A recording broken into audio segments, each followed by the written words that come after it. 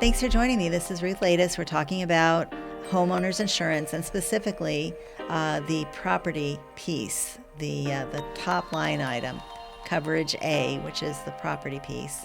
That's the value, replacement value of whatever you're insuring. So if it's your house and your house is worth $250,000 to replace, that means maybe its market value could be as high as $300,000, right? Market value is what it would sell on the market for a buyer to buy.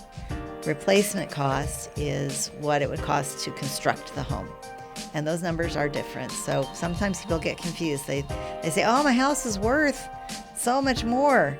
And it is on the market if you were to sell it. But the replacement of it is usually a pretty standard number. Now, we do occasionally have times where there's big spikes in the cost of construction materials. We just had one of those post-COVID. There's a huge spike in South Florida and perhaps elsewhere for the cost of lumber. And we also have that happen after a hurricane.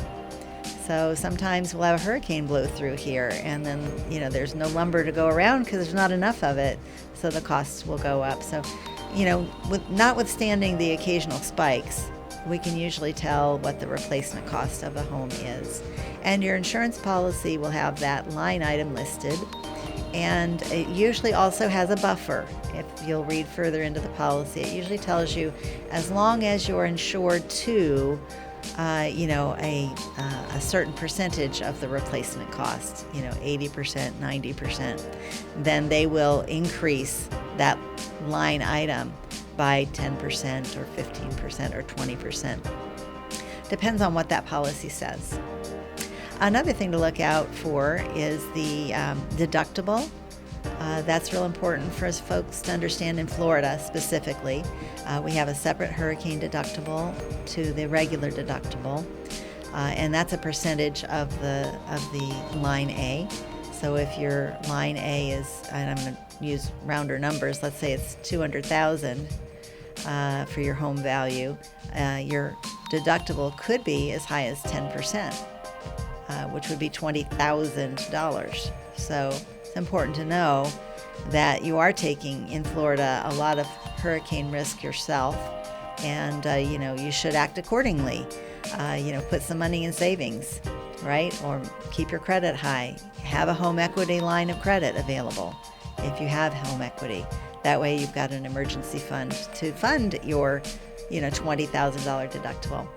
And one last item to talk about regarding the property is the pool cages. Many Florida homes have the pool cage, and it's very rare for a insurance carrier to cover that at full value. That's one of the little wrinkles in Florida that you should look out for. Your policy will likely have what we call a sub-limit.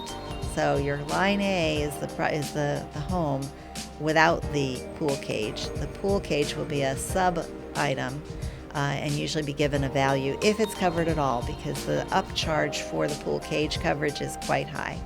Now there are carriers, one specifically, but I'm not naming carriers. This is not about selling you a product. It's about telling you about the coverage, right? But ask the question of your homeowner's policy.